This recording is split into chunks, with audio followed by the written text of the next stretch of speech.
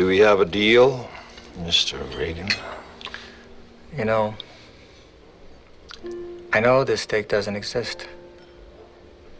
I know that when I put it in my mouth, the Matrix is telling my brain that it is juicy and delicious.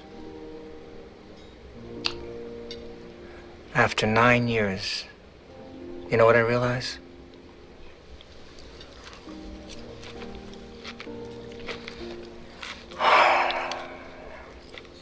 Ignorance is bliss. Then we have a deal. Then we have a deal. I don't want to remember nothing.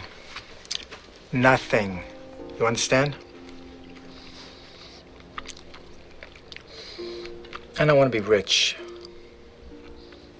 You know, someone important. Like an actor.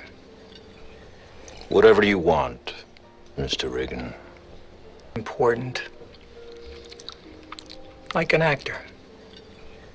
Whatever you want, Mr. Reagan. Okay. You get my body back in a power plant. Reinsert me into the Matrix. I'll get you what you want. Access codes to the Zion mainframe. No, I told you I don't know them. I can get you the man who does. Morpheus. I want to give all the praises and the honor to Yahweh Bahashem, Yahweh Shah Bahashem, Recha HaKwadash, and double honors to the apostles and the top elders of Great Millstone, who's been laboring, long suffering in this truth. Also, a sincere shalom and a salute to you fellow Akim, the elders amongst the camps, amongst the body, and also a shalom to the few sisters. Anyway, I want to. I was talking to someone today about this word, this statement, ignorance is bliss. And I said, well, let me go look up this word bliss. Sometimes you can hear these words and you can kind of put them together in a sentence, because as the sentence is rolling, you can kind of get an understanding of what that word means, but you don't quite fully have the understanding. So as I did, and as we do it, Great Millstone, I went to look up the word. And that word bliss means complete happiness. I kind of knew it was somewhere on that line, but I needed to get the full understanding. So ignorance means not to know, and bliss means happiness. So what it means by the statement, ignorance is bliss, which our people, it's mentioned in the Bible, our people love wickedness. Jeremiah said our people love to have it so. They don't want to know. My people destroy for lack of knowledge. So it's pretty much in there. So I just wanted to go into that, because really, when you don't know something, sometimes it's better if you're in the world, because you don't see it. So for instance, these policies they pushing, these draconian laws that's coming with, the chip. If you don't know, you become happy because you're comfortable. It's good for you. That's how you see it. You enjoy the luxuries of it. It's not a big deal. It's not till you wake up and you come out of ignorance. The opposite of ignorance is bliss. Is understanding is cruel. Is hell. That's the opposite of it. So, and then you got groups who are like Cypher. Now, we do know Agent Smith was really in a spirit. He said he hate this world, is sick. But, if you flip it around and go into, the other part of it, the fact that this guy Cypher, right, he knew the truth. And then he decided he wanted to go back into the world. And he wanted to erase everything that he was taught according to the truth. And he went back.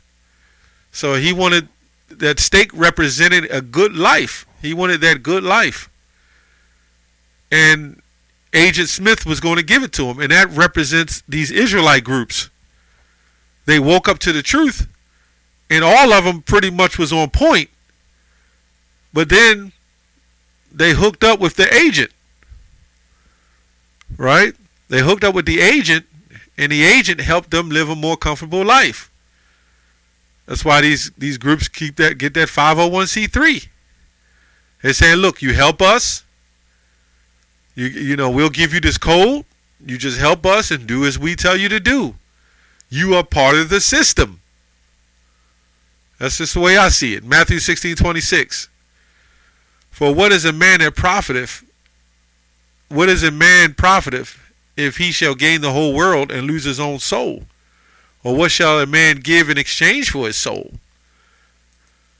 Right? So I looked up that word soul in the scriptures, you know, and that word soul means breath in the scriptures. But we know what soul is. You know, the what dwells within you, the spirit that the Most High gave you.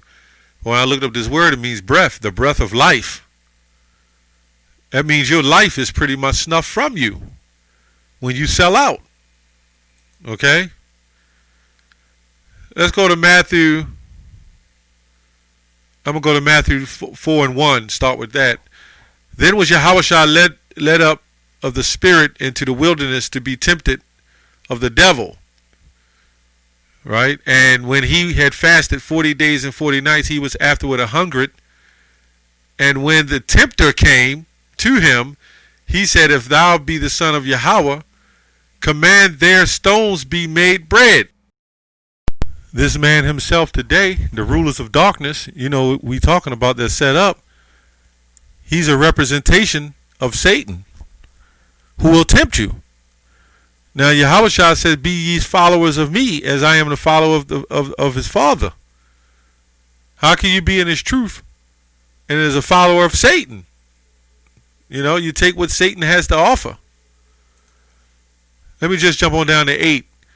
And the devil taketh him up into the exceeding high mountain, and sheweth him all the kingdoms of the world, and the glory of them, and saith unto him, all these things will I give thee, if thou wilt fall down and worship me. This is why, you know, when you get the government write-off, you know, and you telling everybody to take a jab, you telling everybody the mark of the beast is not the chip, don't worry about it. You're not even incorporating in it if that is something wicked. You're just saying it ain't that. Right? That's off. That's the trickery of Satan. The scriptures in James, I believe the 4th chapter says, resist the devil, which is fight the devil, fight that temptation, and he shall flee from you. Goes on to say, then Yahushua unto him, this saith Yahushua unto him, get thee hence, Satan. For it is written, thou shalt worship the Lord thy power. You know, you hear a black woman say that a lot. The Christian church black woman. You might get in an argument with them or whoever. They'll say, get thee behind me, Satan. But when them crabs and bushels of crabs sitting on the table and the shrimp and the adultery is happening, there's nothing else to be said. See, Satan tempts you, tempts you different ways. Through your family, through you, through different spirits. There's all kinds of ways to be tempted where you're thinking you're doing the right thing and you're actually doing the wrong thing. And it says, and him only shalt thou serve. Then the devil leaveth him, and behold, angels came and ministered unto him. Right?